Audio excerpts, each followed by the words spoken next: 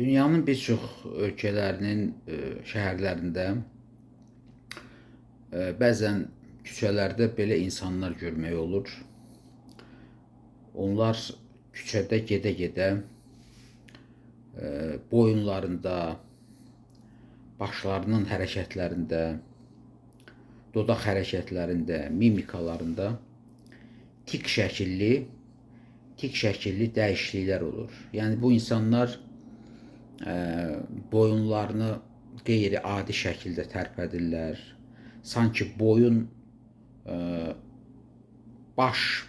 hissəsindən yuxarı qalxaraq harasa qaçmaq istəyir. Belə bir təsəvvür yaranır adamda. Bunların xarici görkəminə baxanda boyunları qeyri-iradi belə tullanır. Gah arxaya, gah qabağa, gah sağa, gah sola. Əllərində müxtəlif qeyri-adi hərəkətlər olur. Sifətlərinin mimikalarında qeyri-adi hərəkətlər olur. Bunlar gah belə eləyirlər, gah belə eləyirlər. Belə başlarını eyni zamanda hərəkət elətdirirlər. Yəni bu adamlara xaricdən, kənardan baxan adamlar, əlbəttə ən təcrübəsiz adam bir 5 dəqiqə ardıcıl baxanda təyin edə bilir ki, bu adamın mərkəzi sinir sisteminin funksiyasında nəsə pozğunluq var. Yəni adi adamlar bunu başa düşməsə də bu nə pozğunluqdur? Bunlar adi şəkildə deyirlər ki, bu adamın başında nəsə problem var. Yəni adi adamlar loru dildə belə deyirlər ki, bu adamın nəsə başında problem var. Bu doğrudan da belədir. Yəni bunlar çox dərin problemli insanlardır. Konkret bunlarda çox ağır psixi pozuntu var. Həmin psixi pozuntunun adı el arasında buna insanlar konkret Azərbaycanda Turetta sindromu deyirlər. Yəni ki, oradan-buradan eşidiblər, yəni ki, həkimlərdən ola bilər eşidiblər. İndi adamlar çox vaxt gedir, internetdə baxır, bu haqda mən çox danışmışam. Müxtəlif mənbələrdən və yaxud da xəstə qohumları var, həmin xəstəliklə xəstə olan qohumları var. Bunlar buna deyir Turetta sindromu. Əslində bu sindromun adı Gilles de la Tourette sindromudur. Gilles de la Tourette sindromu. Gilles de la Tourette həmin xəstəliyi, həmin psixi pozuntunu təsvir edən alimin adıdır, həkimin adıdır. Bu fransız həkimi olub, fransız psixonevroloqu olub, həmin xəstəliyi o təsvir edib və xəstəlik də onun adı ilə adlandırılıb. Buna qısaca olaraq Turetta sindromu da deyirlər, yəni müxtəlif ölkələrdə, o cümlədən də Azərbaycanda. Əhali arasında buna Turetta sindromu deyirlər. Həmin bu Turetta sindromu təkcə həmin mən bayaq təsvir elədiyim boyun-baş hərəkətlərindən, qeyri-adi boyun-baş hərəkətlərindən, qeyri-adi tiklərdən ibarət deyil. Bu psixi pozğunluğun daha başqa komponentləri də var. Adətən bu pozğunluq tam formalaşandan sonra həmin o qeyri-adi, qeyri-normal boyun-baş, əl hərəkətlərinə qoşulur səs tellərində olan tiklər. Bir var, bilirsiniz ki, səs tellərini hərəkətə gətirən də müəyyən əzələlər qrupudur. İnsan danışmaq üçün yəni müəyyən əzələlər qrupunu hərəkətə gətirir və həmin əzələlər qrupu səs tellərini hərəkətə gətirir və insan hansısa sözü tələffüz edir. Və bu mexanizm təkcə əllərdə, ayaqlarda, bədənin başqa əzələlərində yox, eyni zamanda səs tellərini hərəkət etdirən əzələlərdə də belə mexanizm var. Və tədricən səs tellərini hərəkətə gətirən əzələlər də bu prosesə qoşulurlar. Bu pozuntunun, belə deyək, başa düşmək üçün belə deyək, bu psixi pozuntunun qurbanı olurlar və insan başlayır müəyyən sözlər deməyə. Hansı ki, o sözləri demək lazım deyil. Xüsusən də müəyyən şəraitdə o sözləri demək lazım deyil. nəinki lazım deyil. O sözlər demək kütləvi yerdə, insanların arasında səsləndirildikdə, yəni başqa ətrafdan, əgər xəstə təkdirsə, oturub öz-özünə bunu deyirsə, bunu əlbəttə heç kim eşitmir. Təbiidir ki, bunun heç kimə belə bir mənəvi ziyanı dəymir. Amma xəstə bunu yəni kütlənin içərisində deyirsə, ictimai yerdə deyirsə, küçədə, nə bilim, əgər məktəblidirsə məktəbdə, ali məktəb tələbəsidirsə ali məktəbdə, tutaq ki, müəyyən idarədə işləyən işçidirsə iş yerində, bu tiklərlə eyni zamanda bunda səs tellərini hərəkətə gətirən əzələlərin də tikləri fəaliyyət göstərir və bunlar başlayırlar bu sözləri deməyə, artıq burada böyük bir problem yaranır. Böyük bir artıq tibbi problem keçir olur, sosial, hüquqi problem. Çox maraqlıdır ki, bu adamlar demək tək olanda heç onlarda bu tiklər olmur. Bunun hamısı tikdir. Yəni bütün bu deyilən sözlər, olunan hərəkətlər, bunlar hamısı tik çərçivəsində baxılır, amma ayrı-ayrı komponentlərdən ibarətdir. Maraqlıdır ki, xəstə tək olanda, öz-özü ilə tək olan təklikdə, onda bu tiklər olmur. Bəzən də çox zəif olur. Və o səs tikləri, söz tikləri ümumiyyətlə olmur. Bu söz tiklərindən başqa, ayrı-ayrı sözləri deməkdən başqa, xəstələrdə belə bir qəribə səslər çıxardırlar bunlar. Misal üçün, o xrükəni deyirlər, donuzun səs çıxartması var. Xrükəni, xrük, donuz belə səs çıxardır da. Və belə bir səs çıxardırlar. Yenə də bu xəstənin özündən asılı deyil. Sonra inək kimi bunlar böyürə bilirlər. Ona deyirlər mıçəni, mıçət. Yəni heyvan kimi bunlar, yəni mən insanları heyvana bənzətmək istəmirəm. Sadəcə müqayisə edirəm. Yəni qulaq asan adamlara aydın olmaq üçün bunu müqayisə üçün deyirəm ki, o mal-qaranın çıxartdığı səs var. Bir də görürsən mal-qara gedir qabağa. Yəni müəyyən səslər çıxardır. Bu heyvanlardır da, bunların özündən asılı olmayaraq. Və həmin səsləri belə insanlar, bu xəstəliklə xəstə olan insanlar həmin səsləri çıxardırlar. Məsələn, inək kimi böyürürlər, öküz kimi böyürürlər. Yəni bu çox ciddi məsələdir. Bu çox ciddi simptomlardır. Bundan əlavə bəzən insanlarda it kimi hürmə, belə bir ham belə səslər çıxardırlar. Ətrafdakılara elə gəlir ki, bu adam it kimi hürür. Bu əlbəttə təbiidir ki, ətrafdakılara çox qəribə təsir göstərir. Çox mənfi təsir göstərir, negativ təsir göstərir. Yəni bütün bu məsələlərin cəmi bizdə Gilles de la Tourette sindromunu yaradır. Yəni bütün bu simptomlar hamısı Gilles de la Tourette sindromunu təşkil edir. Lakin burada bir dənə daha təhlükəli, yəni xüsusən də daha çox mənəvi təhlükə daşıyan moment var ki, xəstələrdə o əl, qol hərəkətləri, sonra baş hərəkətləri, o dodaq, ağız, dodaq hərəkətləri bəzən elə tərzdə yerinə yetirilir ki, o tiklər. Bu seksual davranış komponentlərini xatırladır. Sonra aqressiv davranış komponentlərini xatırladır. Misal üçün, xəstə əlini elə tərzə hərəkət elətdirə bilər ki, sizin qarşınızda, sizə elə gələ bilər ki, o sizi vurur. Doğrudan da biraz da siz yaxına geçsəz, onun əli sizə dəyə bilər. Amma onun fikri sizi vurmaq deyil. Sadəcə onun özündən asılı olmayaraq, bu tiklər elə razmaşistı tiki, belə bir genişlənmiş tiklər, yəni uzağa orientasiya olmuş tiklər. Təsəvvür edin ki, əl bir var ki, belə tərpənə, bir də var ki, belə tərpənə, yəni belə qabağa, arxaya, yanlara. Əlbəttə, belə olanda, əgər bu adam küçədə gedirsə, bunun əli kiməsə dəyəcək. Yəni, misal üçün, başını qabağa eləyir, belə dodaqlarını uzadır. Misal üçün, kənardakıları elə gəlir ki, bu kimisə öpmək istəyir. Əgər belə hallar çox tez-tez olur, yəni psixiatrik xristomatiyada çox tez-tez bunu təsvir edirlər. Məsəl üçün, cavan oğlandır, bunda Jil de la Tourette sindromu var. Bu küçədə gedir və yaxud da hər hansı bir kafedir, nə bilim, ictimai yerdir. Orada da tutaq ki, qadınlar əyləşib və yaxud da qadınlar gedir bunun yanında, cavan qadınlar. Tutaq ki, bunun o dodaq hərəkətləri, baş hərəkətləri, sonra əl hərəkətləri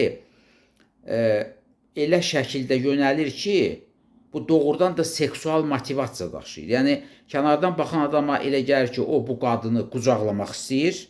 Doğrudan da bəzən olur ki, yenə də deyirəm, bunun heç bir xəstənin özündən asılı deyil. Bu qeyri-iradi icra olunan tiklərdir, hərəkətlərdir. Xəstənin burada heç bir günahı yoxdur. Yəni, amma kənardan baxanda, doğrudan da obyektiv olaraq görünür ki, xəstə getdi, tutaq ki, bir qadını yüngülvari qucaqladı, sonra da ola bilər ki, dodağını yapışdırdı onun bədəninin hər hansı bir hissəsinə, onu yüngülvari belə öpdü. Yəni, bu artıq, başa düşürsünüz ki, bu artıq ictimai, təhlükəli əməl hesab olunur. Jil de la Tourette sindromu ilə əziyyət çəkən adamların bu cür hərəkətlərinin heç biri qəsdən olmur, iradi şəkildə olmur. Onlar özləri bunu eləmək istəmirlər. Lakin bu həmin o psixi xəstəliyin simptoma kompleksidir və insanların özündən asılı olmayaraq bu momentlər, xəstəliyin bu momentləri üzə çıxır. Və çox tez-tez Jil de la Tourette sindromu ilə əziyyət çəkən insanlar hüquq mühafizə orqanlarının nəzarəti altına düşürlər. Yəni, təbiidir ki, əgər insan ictimai yerdə belə hərəkətlər eləyirsə, kənardan baxan adamlar axı bilmir, onların ağlına gəlmir, onlar başa düşmürlər. Bunu ekspertiza eləməsən, heç mütəxəssis də başa düşə bilməz ki, bu adam niyə belə hərəkət eləyir? Niyə gedir, tutaq ki, tanımadığı qadını sir qucaqlıya və yaxud da sir onu yüngülvari öpə və yaxud da tanımadığı adama aqressiya göstərir. Bu əslində aqressiya deyil, bu hərəkət aqressiyanı xatırladır. Bu daxili aqressiya deyil. Yəni, bu adamın əlində heç bir silah, heç bir, nə bilim, o insanı ziyan gətirmək üçün kəsici alət, belə şeylər olmur. Məsəl üçün, aqressiya necə? Məsəl üçün, olur ki, bir insan qabaqcadan planlaşdırılmış şəkildə bir ağır şeyi götürür, birinin başına vurmaq istəyir. Bu artıq planlı şəkildə olan aqressiyadır. Belə xəstələrdə belə olmur. Bunlar ancaq tikin çərçivəsində, özləri də bilmədən, tik çərçivəsində bu hərəkətləri eləyirlər. Bir də görürsən, tik keçdi, əgər həmin an tik keçirsə, hərəkət də dayanır. Lakin artıq hərəkət olubsa, təbiidir ki, orada konfliktli situasiya yarana bilər və tez-tez yaranır da. Konfliktli situasiyada da mütləq hüquq mühafizə orqanlarının əməkdaşları ora gəlirlər və bu insan düşür məhkəmə psixiatrik ekspertizasına. Və adətən belə xəstələr məhkəmə psixiatrik ekspertizasında anlaqsız, əgər onların xəstəliyi düzgün təyin olunursa, Jil de la Tourette sindromu ilə bunlar anlaqsız hesab olunurlar. Və nəzərə alsaq ki, bunlar eyni zamanda mən dedim, səs tellərinin hərəkətə gətirən əzələlərdə də tiklər olur. Yəni, bu tiklərin çərçivəsində bunlar müəyyən sözlər də deyirlər. Bunlar psixiatriyada deyirlər kaprolaliya, söyüş sözləri, yəni söyüş xarakterli sözlər, təhqir xarakterli sözlər, çox pis söyüşlər bu adamlar, yəni belə bunların sözlərində çox pis söyüşlər səslənir. Həddini artıq biədəb söyüşlər ki, onu heç ən aqressiv adam elə söyüşləri ictimai yerdə söymür. Amma bunlar onu, yəni o sözləri, söyüş sözlərini ifadə edirlər. Yenə də deyirəm, bu onların özündən asılı deyil. Ola bilər ki, seksual motivdə onlar müəyyən sözlər desinlər, tutaq ki, eşq, məhəbbət həvəsi çərçivəsində müəyyən yenə də çox belə qızğın, çox həddindən artıq ehtiraslı, çox qızğın, ehtiraslı, seksual xarakterli sözlər desinlər. Və təbiidir ki, əgər bu sözlər onlar tərəfindən tanımadıqları bir qadına və yaxud da xəstə qadındırsa, tanımadığı bir kişiyə deyilirsə, əlbəttə bu özü də sosial təhlükəli xarakterli bir əməl hesab olunur. Və bütün bunları nəzərə alaraq, əlbəttə bu adamlar ekspertizə göndərilir. Ekspertizada adətən bu xəstəlik çərçivəsində bunlar məhkəmə psixiatrik ekspertizası tərəfindən anlaqsız hesab olunurlar. Bəzi istisnalar var, bəzi istisna hallar var ki, belə xəstələri anlaqlı da hesab edirlər. Amma bu ekspertizanın müəyyən incəlikləridir, mən o vaxtda danışmaq istəmirəm. Gilles de la Tourette sindromu 2-10 yaş arasında başlayır. Yəni bu uşaqlıqdan başlayan xəstəlikdir. Uşaqlıqdan başlayan pozğunluqdur. 2-10 yaş arasında başlayır. Yəni, amma ömrü boyu gedir. Başladı və səlam. Gilles de la Tourette sindromu ilə bu adam ömrü boyu əziyyət çəkəcək. Bu müalicəsi yoxdur axıracan. Kim sizə desə ki, bu xəstəliyi mən müalicə eləyəcəm axıra qədər. Yəni, xəstə dərman zad atmayacaq. Bir müddət, 1 ay müalicə olunacaq, 2 ay müalicə, necə ki, bizdə bəzi həkimlər var, psixiatrlar müəyyən məqsədlər güdərək xəstələrin qohumlarını belə bir dezinformasiya eləyirlər. Deyir, bir ay, 2 ay müalicə eləyəcək, sonra keçib gedəcək. Yox, belə deyil. Yəni, belə deyil. Heç vaxt da belə olmayıb. Gilles de la Tourette sindromu ilə insan ömrü boyu dərman qəbul etməlidir. Yəni, bizim ümumiyyətlə psixiatriyada olan bütün xəstəliklərin demək olar ki, 85%-ində insan ömrü boyu dərman qəbul etməlidir. Ola bilər ki, xəstəlik müəyyən dövrdə yatır aşağı. Yatır aşağı, yəni davamlı remisiya verir. Remisiya o qədər uzanır ki, dərmana ehtiyac olur. Bəli, belə ola bilər.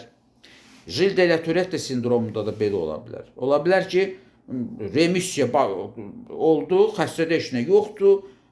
Həkim qərar verir ki, müəyyən dövrə dərmanı kəsmək olar. Amma o həkim özü də bilir ki, əgər o təcrübəli həkim psixiatrdırsa, o bilir ki, mütləq yenə üzə çıxacaq o. Gec-tez.